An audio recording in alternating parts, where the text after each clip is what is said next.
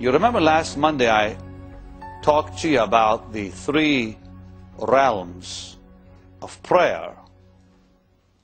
The first realm is the asking realm. The second is the seeking realm, and the third is the knocking realm. And God gave us in the tabernacle of Moses, what is called the tabernacle of Moses in the wilderness,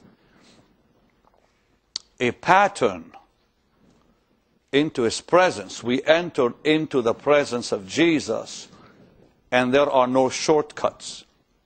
We all begin in the outer court. And in the tabernacle we had the outer court, in which the altar of sacrifice, and then the laver next to it, and that was in the outer area. Then as you looked straight ahead, you saw a tent, which is called the tabernacle. And the tabernacle was split into two. The first was called the holy place, and the second was called the Holy of Holies, separated with a veil, a curtain called the veil.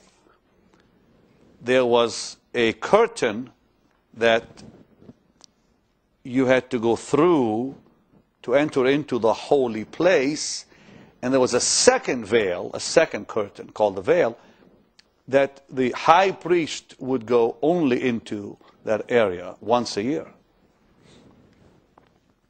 So three realms, three worlds. The first world is the outer court, where stood the altar of sacrifice and where stood the laver. The altar of sacrifice was the place where they would sacrifice the offerings they offered to God. The blood was shed. The altar of sacrifice is that place where animals were killed and died for the sins of Israel. And then beyond that, a few feet beyond that, was a laver, looked like a big cup and saucer, made from brass that women used for glass. And it was filled with water. And the priests, before entering into the holy place to minister, had to wash hands and feet in that laver. That entire area is the first realm of prayer, where you and I experience, and you and I experience it every day. No one can enter into the Holy of Holies without going through first the outer court area, the realm we call the asking realm of prayer. And nobody can get into the Holy of Holies without entering into the second realm, which is called the seeking realm. Now, in the seeking realm, in the second realm, in the actual tabernacle, and I would call that the first part of the tabernacle, the actual tent. Now you're inside the tent. You just went through the door. It was called the door. It was still a curtain, but they called it the door, hung on 5 poles. And when you'd go in, to your left stood a lampstand. To your right stood a table with 12 loaves of bread on it, frankincense spread upon the bread. And straight ahead stood a square table with a crown, what looked like a crown on it, again covered with gold. All the lampstand and the table of showbread, it was called, were covered with gold. And there stood in front of you also a golden altar of incense. In the outer court outside, there was no gold. In the outer court, there was brass. The altar of sacrifice and the laver were covered with brass. The gold was found only in the tabernacle, not in the outer court. So as you came in, there was the lampstand, golden lampstand. There was a table called the table of showbread with 12 loaves of bread, fresh brought in every day, spread with frankincense. And there stood a golden altar of incense. That's the second realm of prayer. That's the second place that the priest would enter into for ministry. And that is also our place of seeking the Lord, which I'll talk about in just a second. And then you entered into the Holy of Holies, where stood the Ark of the Covenant.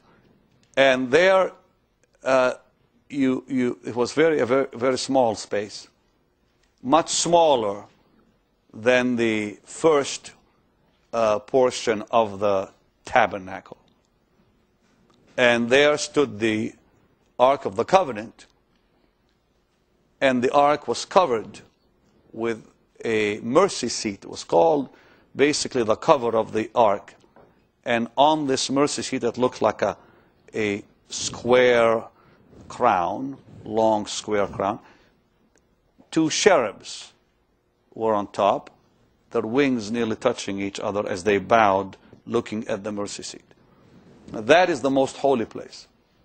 I want to repeat, because I think it's important we all understand that God's will for us and God's desire is that we fellowship with Him daily in the Holy of Holies.